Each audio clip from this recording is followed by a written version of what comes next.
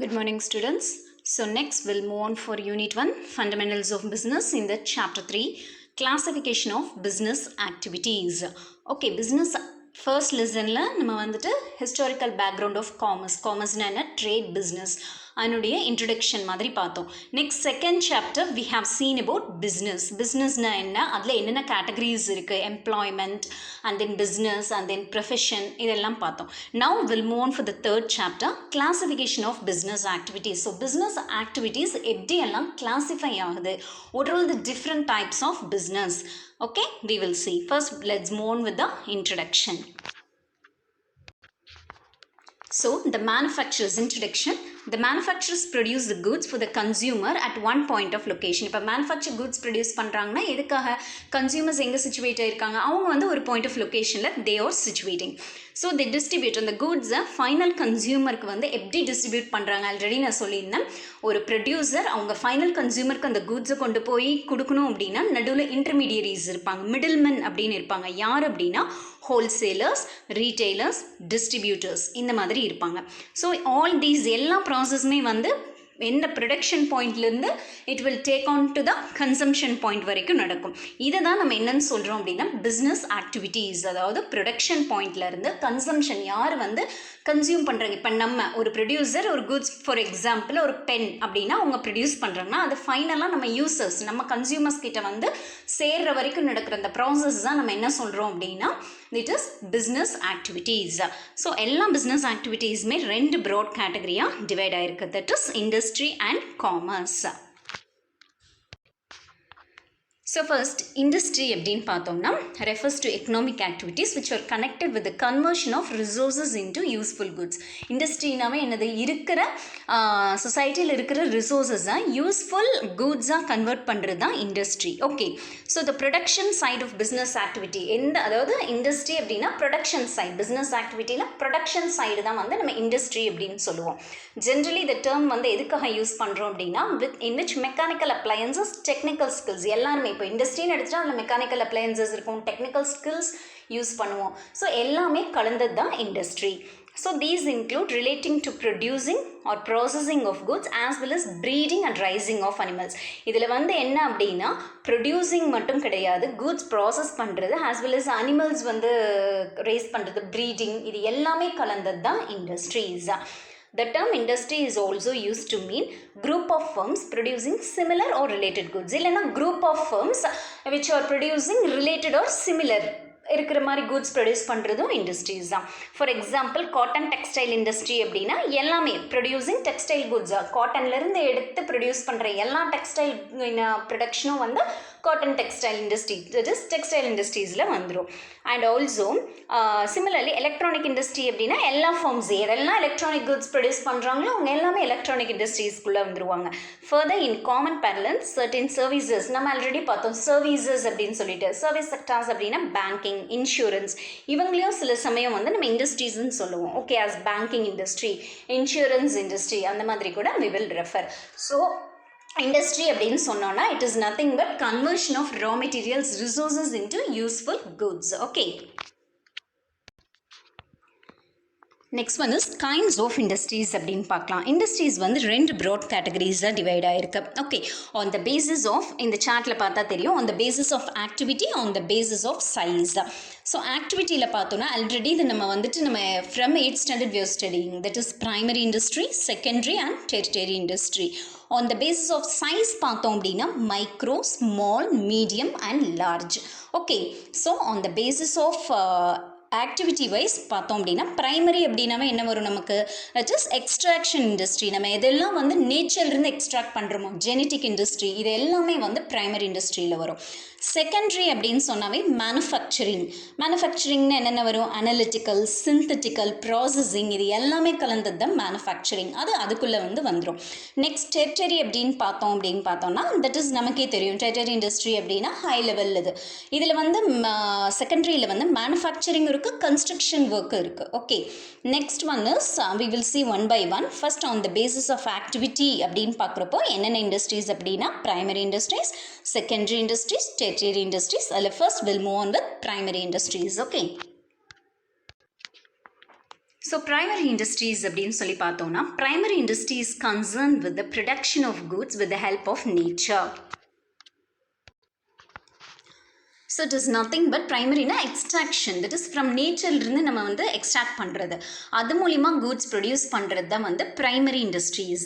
It is a nature orient இண்டஸ்ட்ரின்னு சொல்லலாம், which ரிக்வைர்ஸ் very little. இதில் வந்து அதிகமாக ஹியூமன் எஃபர்ட் அப்படிங்கிறது நம்ம போகணுங்கிறது கிடையாது. இப்போ ஃபார் எக்ஸாம்பிள் நமக்கே தெரியும் ப்ரைமரி அப்படின்னு என்னென்ன வரும், agriculture, forestry, farming, fishing, horticulture, இது எல்லாமே வந்து எதில் வந்துடும் அப்படின்னு பார்த்தீங்கன்னா comes under primary industries.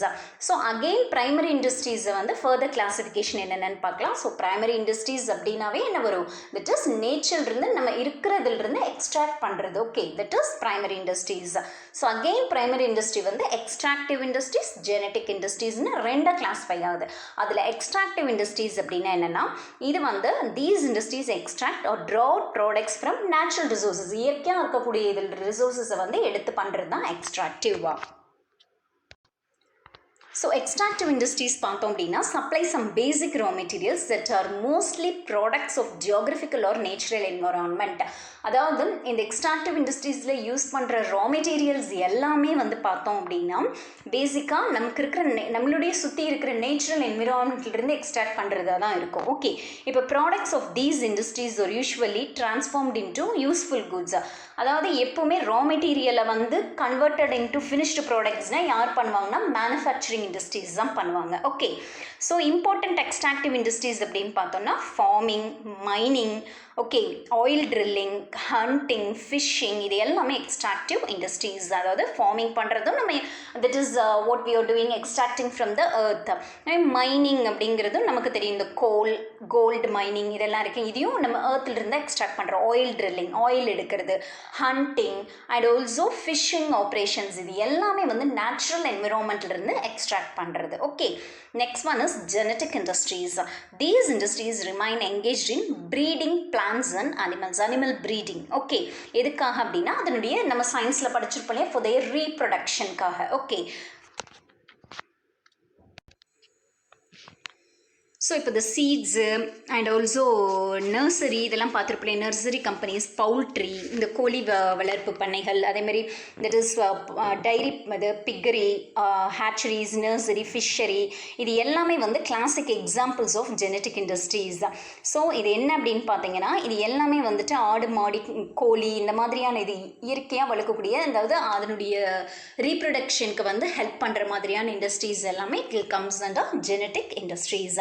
So primary industry on the basis of activities la 3 types, primary, secondary, tertiary. இதில் primaryல 2 டைப் பார்த்தோம். ப்ரைமரி அப்படின்னாவே என்ன அப்படின்னா நம்ம வந்து இருக்கிற நேச்சுரல் ரிசோர்ஸிலிருந்து எக்ஸ்ட்ராக்ட் பண்ணுறது. ப்ரைமரியில் வந்து என்னென்ன டைப்ஸ் பார்த்தோம்னா எக்ஸ்ட்ராக்டிவ் இண்டஸ்ட்ரீஸ், ஜெனட்டிக். எக்ஸ்ட்ராக்டிவ் அப்படின்னு சொல்லி பார்த்தோம்னா நம்ம நேச்சுரல்லேருந்து எக்ஸ்ட்ராக்ட் பண்ணுறது. ஜெனட்டிக் அப்படின்னு பார்த்தோம்னா that is breeding of plants and animals. Okay, so next one, secondary industries. Secondary industries அப்படின்னு பார்த்தோம்னா these are concerned with using the materials which have already been extracted at the primary stage. இப்போ நம்ம primary industryயில் extract பண்ணோம் இல்லையா already, அதை வந்து இதில் use பண்ணுறது தான் என்ன அப்படின்னா செகண்டரி இண்டஸ்ட்ரீஸ். இதில் பார்த்தோம் அப்படின்னா ரா மெட்டீரியலை வந்து ஃபைனல் ப்ராடக்டாக வந்து கன்வெர்ட் பண்ணுவாங்க. இப்போ for example mining of an iron ore is a primary. அயனோரை வந்து மைன் பண்ணுறது வந்து ப்ரைமரி இண்டஸ்ட்ரி. அதே வந்து அதை ஸ்டீலுக்கு மேனுஃபேக்சரிங்க்கு யூஸ் பண்ணுறது வந்து இதெல்லாம் என்னவாக இருக்கும் அப்படின்னு அந்த ரா அயனை வந்து ரா அயனாக இருக்கிறது ஸ்டீலாக கன்வெர்ட் பண்ணுறது வந்து செகண்டரி இண்டஸ்ட்ரீஸ். ஸோ செகண்டரி இண்டஸ்ட்ரீஸை ஃபர்தராக என்னென்னவா டிவைட் ஆயிருக்கு அப்படின்னு one by one we will see. First one is manufacturing industries. இந்த industries பார்த்தோம் அப்படின்னா producing goods through processing of raw materials and thus creating form utilities. இங்கே வந்து என்ன நடக்கும் அப்படின்னா மேனுஃபேக்சரிங்னாவே என்ன நடக்கும், raw material processing நடக்கும். They bring out diverse, ஃபைனலாக ஒரு finished product வந்து கன்வெர்ட்டாக மாறி வரும். அதாவது ரா மெட்டீரியல் இல்லைன்னா சில இடத்துல பார்ட்லி ஃபினிஷ்டு மெட்டீரியலை வந்து ஃபினிஷ்டு ப்ராடக்டாக கொடுப்பாங்க. மேனுஃபேக்சரிங் இண்டஸ்ட்ரீஸை ஃபர்தராக 4 கேட்டகரிஸ் தான் டிவைட் பண்ணலாம். ஓகே, ஸோ அதில் பார்க்குறப்ப அனலிட்டிக்கல் இண்டஸ்ட்ரி அப்படின்னா அனலைஸ் பண்ணுறது, அதாவது different elements from the same மெட்டீரியலில் இருந்து.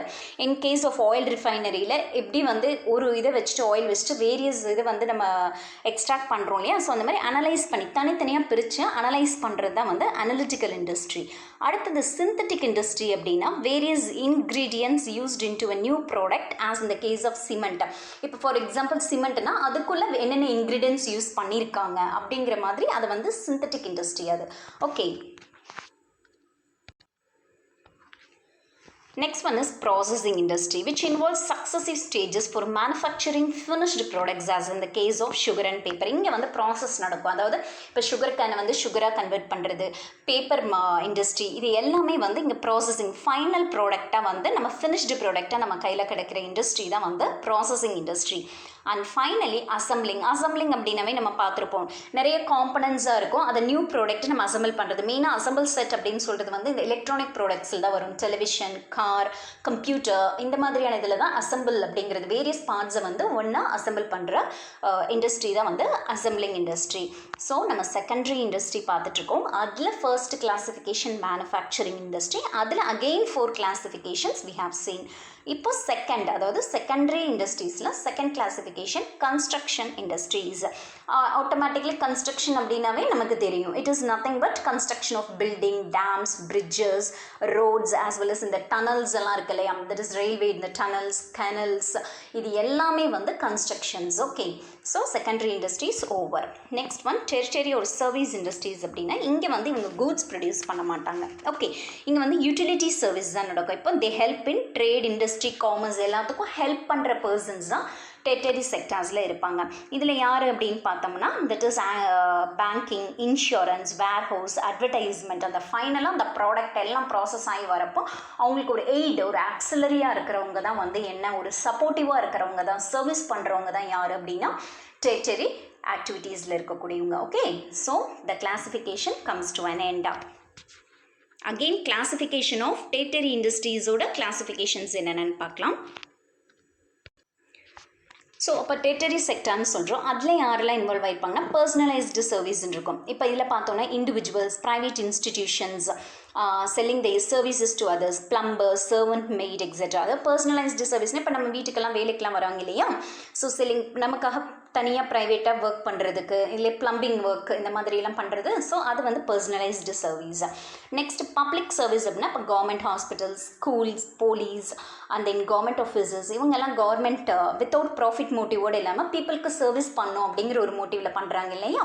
ஸோ இதெல்லாம் வந்து it will comes under public சர்வீஸில் வந்துடும். அடுத்தது டிஸ்ட்ரிபியூட்டிவ் சர்வீஸ் அப்படின்னா டிரான்ஸ்போர்ட்டேஷன், வேர்ஹவுசிங், லாஜிஸ்டிக்ஸ், சேல்ஸ்மேன்ஷிப், இது எல்லாமே வந்து என்ன அப்படின்னு பார்த்தீங்கன்னா டிஸ்ட்ரிபியூட்டிவ் சர்வீஸ். ஓகே, அதாவது அந்த ப்ராடக்ட்டை ஒரு வாட் எவர் இட் இஸ் அதை ஃபைனலாக கொண்டு போய் கன்சியூமர் கிட்ட டிஸ்ட்ரிபியூட் பண்ணுற சர்வீஸ் பண்ணுறவங்க. Next one is financial service அப்படின்னாவே பேங்கிங், ஃபேக்ட்ரிங், அக்கௌண்டிங், இன்சூரன்ஸ், இவங்க எல்லாமே வந்து தேல் come under financial service. Quaternary service அப்படின்னா ப்ரொஃபஷனல், ரொம்ப ஹை ஸ்கில்ஸ், டெக்னாலஜி யூஸ் பண்ணுற பர்சன்ஸ். ஓகே, ஸோ அவங்க தான் வந்து குவாட்டர்னரி செக்டார். ஓகே, இப்போ வந்து பார்த்தோன்னா இப்போ software development, auditing, research and டெவலப்மெண்ட்டில் இருக்கிறவங்க, ஸோ இவங்க எல்லாமே இதில் வருவாங்க அப்படின்னு பார்த்தோம்னா குவெட்டனரி செக்டாரில் தே வில் கம். அதுக்கு அடுத்த ஹை ஸ்டேஜ் தான் குவைனரி சர்வீஸ். இதில் நிறைய புதுசாக இப்போ ஒரு கம்பெனின்னு இருக்குன்னா அவங்களுக்கு வந்து இனோவேட்டிவ் ஐடியாஸ், நிறைய ஐடியாஸ், இன்ஃபர்மேஷன்ஸ், நிறைய டெக்னாலஜி அப்ளை பண்ணுறது, பாலிசிஸ் இன்ட்ரடியூஸ் பண்ணி கொடுக்குறது. ஸோ இந்த மாதிரியான இண்டிவிஜுவல் அவங்களாம் வந்து எக்ஸ்பர்டைஸ்டு பீப்புள், நிறைய ஸ்கில் பொசஸ் பண்ணியிருப்பாங்க. ஸோ தேர் டெசிஷன்ஸ் தான் வந்து நேஷன், சில சமயம் வந்து அவங்களுடைய டெசிஷன் நம்மளுடைய நேஷன் வைஸ் இன்ஃப்ளூயன்ஸ் பண்ணும். இன்டர்நேஷ்னல் இன்ஸ்டிடியூஷன்ஸ், இன்வென்டர்ஸ்ன்னு சொல்லுவாங்க, புதுசாக ஐடியாஸ் கிரியேட் பண்ணிவிட்டு நிறைய டெவலப்மெண்ட் ஆக்டிவிட்டீஸில் இன்வால்வ் ஆகிறவங்க தான் வந்துட்டு குயினரி சர்வீஸ். ஸோ டெரிட்டரி இண்டஸ்ட்ரீஸில் பார்த்தோம்னா என்னென்ன சர்வீஸ் பண்ணுறவங்க இருப்பாங்க அப்படிங்கிறத we have seen. So with this we are coming with the end of the classification of business on the basis of activities. Next on the basis of size பார்த்தோம் அப்படின்னா industries வந்து micro industries, small industries, medium industries and large இண்டஸ்ட்ரீஸாக classify ஆகுது. Okay, next will move on with the next one. Commerce is an economic activity. Commerce எப்படி economic activity அப்படின்னு சொல்கிறோம் அப்படிங்கிறத பார்க்கலாம்.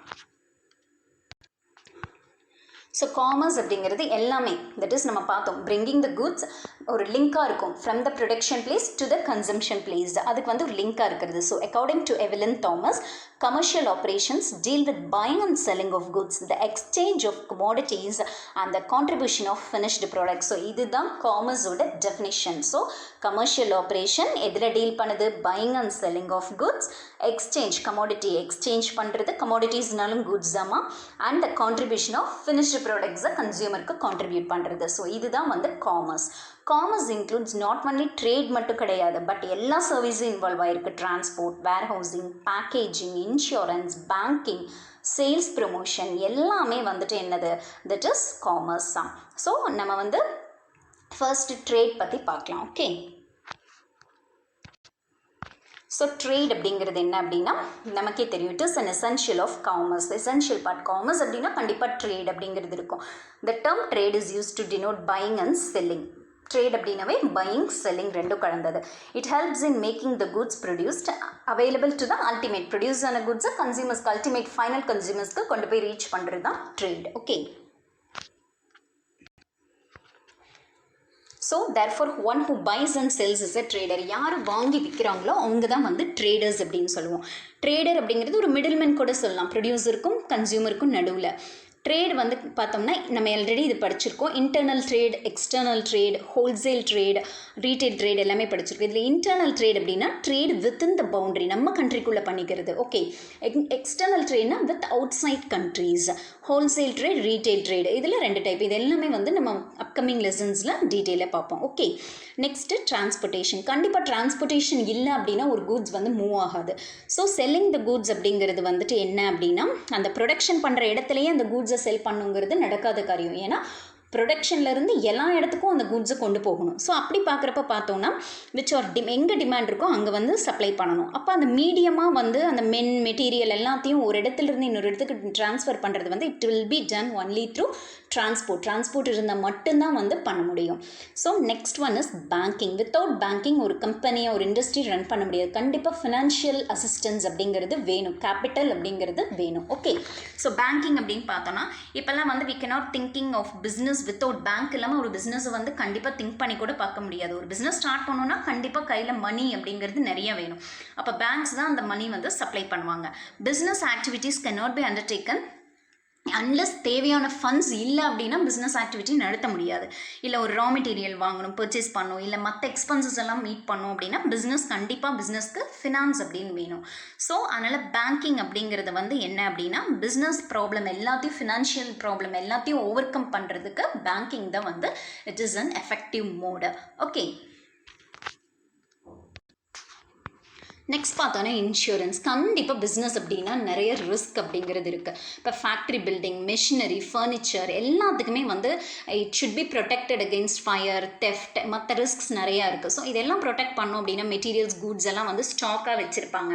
ஸோ அது எல்லாத்தையும் லாஸ் ஆகும், இல்லை டேமேஜ் ஆகும். ஸோ இது எல்லாத்துக்குமே வந்து என்ன அப்படின்னு பார்த்தோன்னா ரிஸ்க் ஆஃப் ஆக்சிடென்ட், இல்லை ஆக்குபேஷனல் ஹசார்ட்ஸ், அங்கே ஏதாவது ஒரு டேமேஜ் நடக்கலாம். ஸோ இன்சூரன்ஸ் அப்படிங்கிறது தான் இந்த எல்லா இதுக்குமே வந்து ஒரு ப்ரொடெக்ஷன் கொடுக்குற ஒரு விஷயம். So on payment of a nominal, ஃபஸ்ட்டே ஒரு நமக்கே தெரியும் ஒரு ப்ரீமியம் அப்படின்னு சொல்லிட்டு பே பண்ணிட்டோம்னா அமௌண்ட், அந்த வரக்கூடிய லாஸ், டேமேஜ் எல்லாமே வந்து இன்சூரன்ஸ் கம்பெனியில் கொடுத்து அப்ளை பண்ணி அதுக்கு வந்து தேவையான காம்பன்சேஷன் வந்து என்ன பண்ணிக்கலாம், அக்வயர் பண்ணிக்கலாம். Injury, so whatever it is அது வந்து என்ன பண்ணிக்கலாம் அப்படின்னா we can acquire. Next one warehousing நம்ம ஆல்ரெடி சொன்ன மாதிரி யூஸ்வலாக கூட்ஸ் ஆர் நாட் சோல்டு, இமீடியட்டாக ப்ரொடியூஸ் ஆனதையும் அந்த கூட்ஸ் வந்து சேல் பண்ண மாட்டாங்க. ஸோ ஒரு ஸ்டாக்காக அதை வந்து கொஞ்ச நாள் வந்து எப்போ தேவையோ அது வரைக்கும் டிமாண்ட் வர வரைக்கும் ஸ்டோர் பண்ணி வச்சுருப்பாங்க. அப்போ special arrangement must be made for storage of goods to prevent loss or damage. Prevent பண்ணணும் அப்படின்னா நிறைய அரேஞ்ச்மெண்ட்ஸ் பண்ணணும்.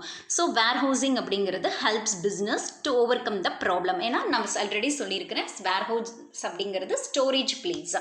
Okay, so prices are there need to be maintain. அதை கரெக்டாக வந்து level through continuous supply of goods வேணுங்கிறப்ப அந்த குட்ஸை வந்து எடுத்துக்கிற மாதிரியான ஒரு இதில் அந்த வேர்ஹவுஸில் வந்து என்ன பண்ணிக்கலாம், ஸ்டோர் பண்ணி அந்த ப்ரொடியூசர் ஸ்டோர் பண்ணி வச்சுக்கலாம். எப்போ டிமாண்ட் வருதோ அப்போ வந்து அந்த குட்ஸை he can sell. Okay, next will compare industry, commerce, trade மூணையும் கம்பேர் பண்ணி பார்க்கலாம். இதில் ஃபஸ்ட் இண்டஸ்ட்ரி அப்படின்னா என்ன மீனிங் அப்படின்னா எக்ஸ்ட்ராக்ஷன், நமக்கே தெரியும். ரீப்ரொடக்ஷன் இருக்குது, conversion, processing, construction of useful products, இது எல்லாம் கலந்தது தான் இண்டஸ்ட்ரி. காமர்ஸ் அப்படின்னா டிஸ்ட்ரிபியூஷன், அந்த ப்ரொடியூஸ் பண்ணுற இண்டஸ்ட்ரியில் ப்ரொடியூஸ் பண்ணுறது, டிஸ்ட்ரிபியூட் பண்ணுறது, குட்ஸ் அண்ட் சர்வீஸ். ட்ரேட் அப்படின்னா அது பர்ச்சேஸ் அண்ட் சேல், அதே வந்து காமர்ஸ் அப்படிங்கிறது டிஸ்ட்ரிபியூட், இங்கே வந்து பர்ச்சேஸ் அண்ட் சேல் ரெண்டுமே நடக்கிறது தான் வந்துட்டு ட்ரேடு. அடுத்தது பார்த்தோம் அப்படின்னா ஸ்கோப் என்ன அப்படின்னா இண்டஸ்ட்ரி அப்படின்னா எல்லா activity convert of raw material என்ன செமி ஃபினிஷ்டு ப்ராடக்டை கன்வெர்ட் பண்ணுறது. இங்கே காமர்ஸ் அப்படிங்கிறது வந்து ஒரு சப்போர்ட், ட்ரேடுக்கு ஒரு support.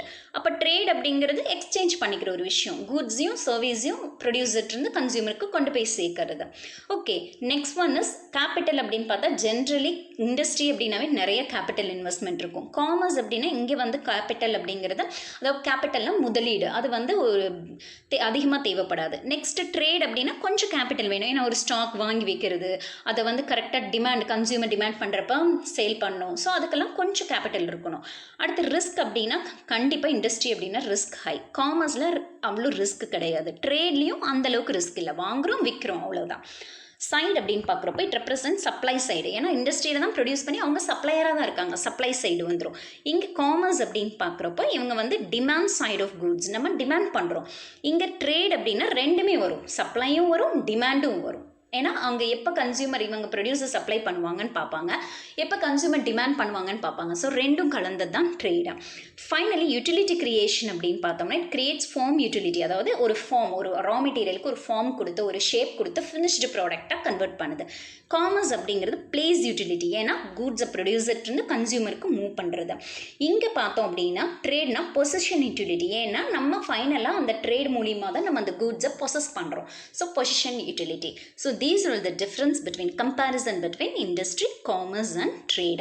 So with this we are coming to the end of the chapter 3rd, that is business activity, classification of business activities.